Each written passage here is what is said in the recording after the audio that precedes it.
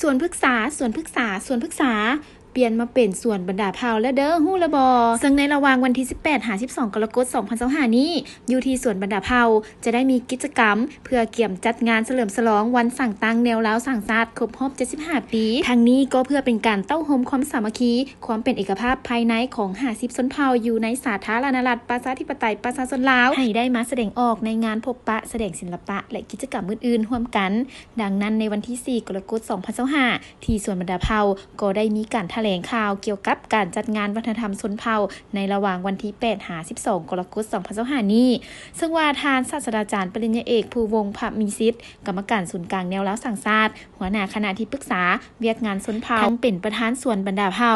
กล่าวว่าการจัดงานวัฒนธรรมชนเผ่าในครั้งนี้นอกจากจะเป็นการเต้าโฮมความสามัคคีแล้วยังเป็นการสร้างความเอกภาพภายในของ50ชนเผ่าอยู่สปป.ลาวยังเป็นการฟื้นฟูส่งเสริมและอนุรักษ์รักษาวัฒนธรรมฮิตของประเพณีศิลปะวรรณคดีศิลปะการแสดงบทขับลำเครื่องดนตรีและเครื่องใช้สอยในชีวิตประจำวันของ50ชนเผ่าให้มีอยู่เคียงคู่กับชาติลาวสำหรับกิจกรรมในแต่ละมือที่งานวัฒนธรรมชนเผ่าในครั้งนี้ประกอบมีดังนี้ 1. เที่ยวชมหอวางแสดงมูลเสื้อบรรดาเผ่า 2. เที่ยวชมซื้อสินค้าอยู่ในห้างวางแสดงผลิตภัณฑ์ของบรรดาเผ่าเช่นเครื่องนุ่งห่มเครื่องหัตถกรรมเครื่องไส้และอาหารของชนเผ่าต่างๆที่มีเอกลักษณ์เฉพาะเผ่า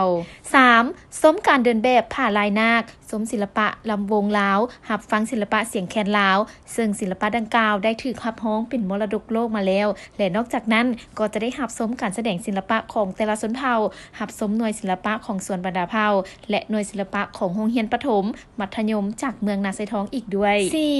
เยี่ยมชมเฮือนชนเผ่าและซิมอาหารที่เป็นเอกลักษณ์ของบรรดาชนเผ่าคือชนเผ่าลาวชนเผ่ากึมมุชนเผ่ามงชนเผ่าลือชนเผ่าผู้ไทยชนเผ่าบรูชนเผ่ากะตูชนเผ่าอาคาชนเผ่าใต้ดำชนเผ่าห่อและอื่นๆที่แสดงให้เห็นถึงวิถีชีวิตของพี่น้องชนเผ่า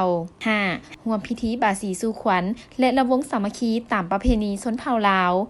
6. ในวันที่11 สิงหาคม 2025 พิธีเปิดงานเป็นทางการจะมีขบวนการแห่สัญลักษณ์วัฒนธรรมของบรรดาเผ่าทั่วประเทศ 7. ส้มการเดินแบบที่มีอาภรณ์เครื่องนุ่งห่มของ50ชนเผ่าดังนั้นประธานส่วนบรรดาเผ่าและคณะรับผิดชอบจัดงานดังกล่าวจึงขอเชิญชวนผ่านทางสื่อมวลชนออนไลน์ทางภาครัฐและเอกชนไปยังท่านนักธุรกิจจงได้เข้ามาร่วมในการแสดงสินค้าเอกลักษณ์ของเผ่าและขอเชิญชวนพ่อแม่ประชาชนทหารตำรวจน้องนักเรียนอยู่บ้านต่างๆบ่ว่าจะอยู่ใกล้หรืออยู่ไกลจงได้เสียสละเวลามาเที่ยวชมและซื้อสินค้าที่เป็นเอกลักษณ์เฉพาะของชนเผ่า